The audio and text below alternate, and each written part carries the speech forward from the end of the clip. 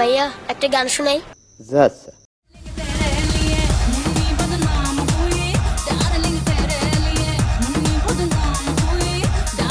এই গানটার সাথে আমরা সবাই পরিচিত, তবে এবারে আর একটা গান শুনাই। लड़का बदनाम हुआ हसीना तेरे लिए, लड़का बदनाम हुआ हसीना तेरे लिए। কি ভাবছেন কেন হঠাৎ গান শোনাচ্ছি?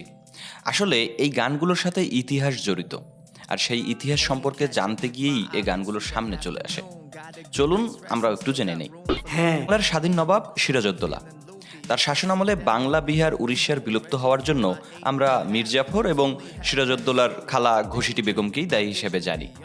তবে আমরা কি জানি এই বাংলার বিলুপ্তের কারণে মূলে রয়েছেন মুন্নি নামের এক নর্তকী, মানে নটি। 1741 ও 1746 সালে মারাঠাদের বিরুদ্ধে যুদ্ধ করে মীর জাফর বেশ খ্যাতি কুড়িয়েছিলেন এবং নবাব আলীবর্দী খাঁয়ের সঙ্গে সখ্যতার রেশ ধরে তিনি তার সৎ মায়ের বোনকে বিয়ে করেন। তবে এখানে বিয়ে করে একটু বেড়াকলে পড়তে হয়েছিল, কেননা আলীবর্দী খাঁয়ের বংশমর্যাদা উঁচু হওয়ার কারণে মীর জাফর বেশ বিপাকেই পড়েছিলেন।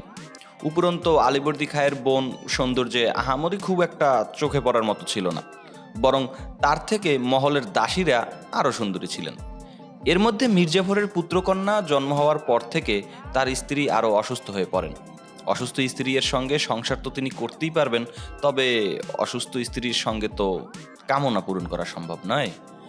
সে সময় সিরাজউদ্দৌলা ছোট ভাই ইকরামউদ্দৌলার বিয়েতে আসরের জৌলস বাড়ানোর জন্য ইরান থেকে নটির দল নিয়ে আসে। আর এই নটি দলের এক সুন্দরী সদস্য ছিল মুন্নিবাই। সুন্দরী মুন্নিবাইয়ের রূপের উপর নজর পড়ে মীর জাফরের।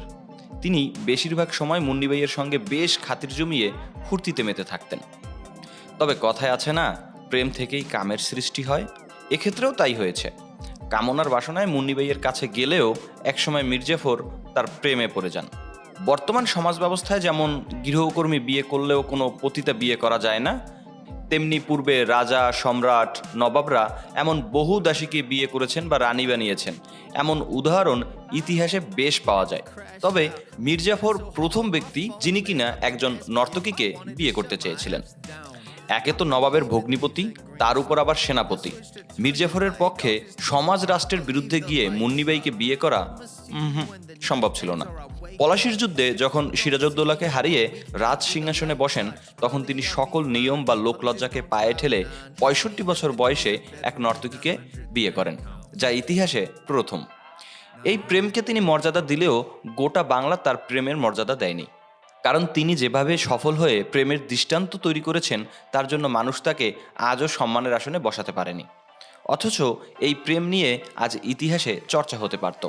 লাইলি মজনু, সেলিম, আনারকলির ব্যর্থ প্রেম কাহিনী আজও মানুষের হৃদয়ে গেঁথে আছে। সেখানে মীর জাফর নর্তকীর সফল প্রেম কাহিনী মাটিচাপা রয়ে গেল। এখানেই শেষ নয়, পরবর্তীতে মীর জাফর রঘুবাই নামে আরেক নর্তকীকে বিয়ে করেন।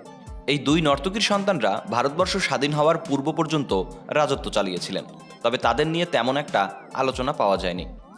কেননা ঐতিহাসিকগণদের মতে নটির পোলাদের নিয়ে কথা বলার জন্য সময় নষ্ট করতে চাননি কেউ, কারণ যতই রাজত্ব চালান না কেন নটির পোলা নটির পোলাই হয়। আর সেই থেকেই নটির পোলা আজ গালি হিসেবে ব্যবহৃত হয়। I am sorry,